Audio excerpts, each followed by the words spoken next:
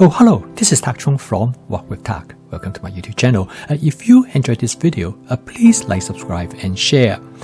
Feel free to write to me at walkwithtak@gmail.com if you have any question regarding to this video or any other videos that I've posted in the past. If you have any videos that you would like me to make, please let me know. I'm looking forward to hearing from you. This video is in response to the question from a viewer, how to make a curry. Now, curry usually takes quite a bit of time to make, and this person asked me, is it possible to make a curry as quickly or as convenient as possible? The most important thing in make a good curry is you need to have a good curry sauce, which I use this canned sauce. And this curry also contains coconut. And for this curry, I'm going to make it a shrimp curry. I'm going to use some Argentinian red shrimp. These shrimps are raw and they're really excellent. Now, to make this curry, the most efficient way to do this is to steam some of the ingredients. And this actually is the most convenient way to cook the ingredients to the texture that you want. In this curry, I'm going to use some potatoes as well as some carrot. And of course, I look around in my refrigerator and see what else that I have that I can put into curry. And this is a nice thing about advanced prepping. I find that I have some squash, and this squash is known as the kabocha squash. This squash actually is really excellent for a curry. The skin of the squash, after you cook them, is very soft and you can eat them. Now, the best way to cook this is to steam them. And I find that when you steam them, you really don't have to look after them and they will come to the perfect texture that you want. Okay, now the next step is to create the curry.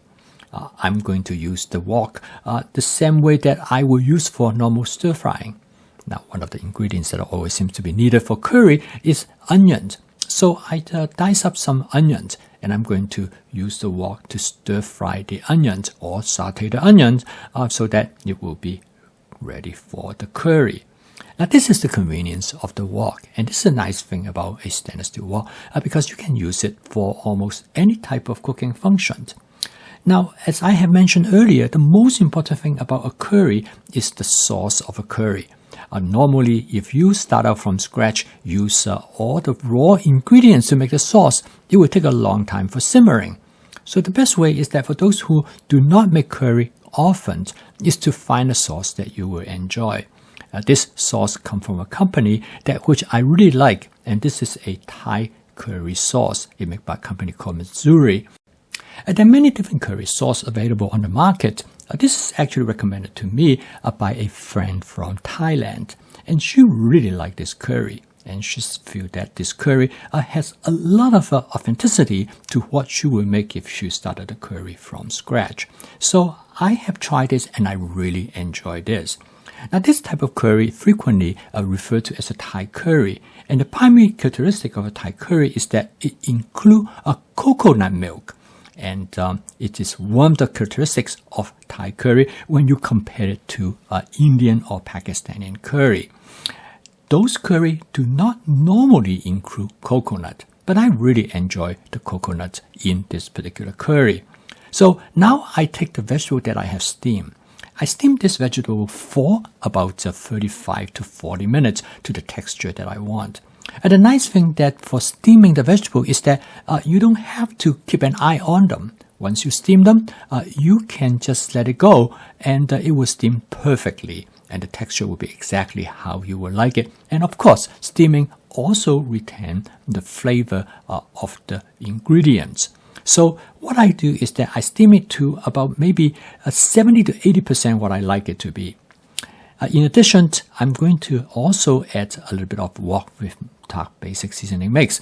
This will enhance the umami flavor of the dish. And furthermore, it will actually create some wonderful aroma.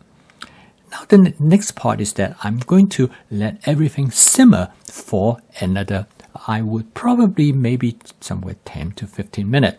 What I want to do is that I want to cook down the potatoes because one of the distinctive characteristics of this curry is that the potato will be slightly mashed and incorporated into the sauce. And this is what makes the curry really tasty. And then I'm going to add some mushroom, and this is a king oyster mushroom. The reason I added 2 watts at this point is that I do like to maintain the texture of the mushroom so I can able to distinctively to taste them. Again, I'm going to let the whole thing to simmer for probably another 5 to 10 minutes.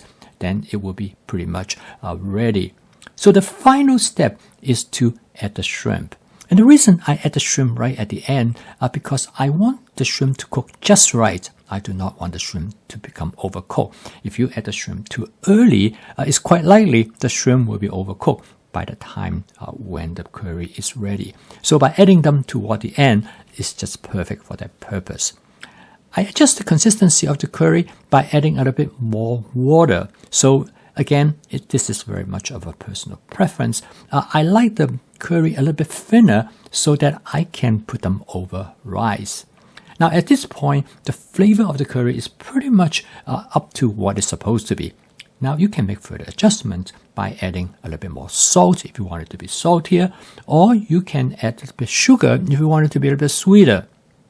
Furthermore, you can also add some additional spices such as hot chili pepper flake or hot chili oil or whatever you would like. And this is where flavor chasing comes in, and this will allow you to tailor your curry exactly how you like it.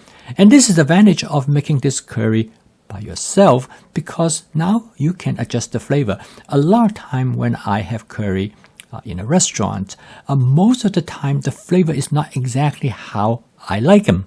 And for example, I like it to be a bit saltier or a little bit sweeter. Quite often it's the spiciness. They might be too hot for me, or I would prefer it to be a little bit milder. And that sometimes is difficult to control, even though I can tell the server of how I like it, but they will not know exactly what my favorite preference is. Now you notice that I do not have a lot of shrimp in it, and as I have mentioned earlier, I usually use meat such as shrimp, beef, chicken, or any other type of meat ingredients more as a condiment rather than as the main ingredients. So for this curry, I only put in 4 shrimp because they are actually jumbo-sized shrimp. So that actually does exactly how I like it. However, you can always replace the proteins, the shrimp, with other type of protein, such as you can use chicken, you can use beef, or you can use pork. All of this can depend on your own personal preference, as well as what might be available to you at the time. Again, home cooking gives you a lot of flexibilities, and you can adapt it to exactly the circumstances that you are in. Also, you can adjust the flavor to how you would like it, depend on who will be eating with you. If somebody that you are going to dine with would like it to be mild, then you can make the curry relatively mild, or vice versa. This method is a very efficient method for making curry. The main reason is because of the sauce. The sauce is already created with the type of flavor that will go well. Now, it turned out that this particular company also make several different kind of sauces. They are slightly different from each other.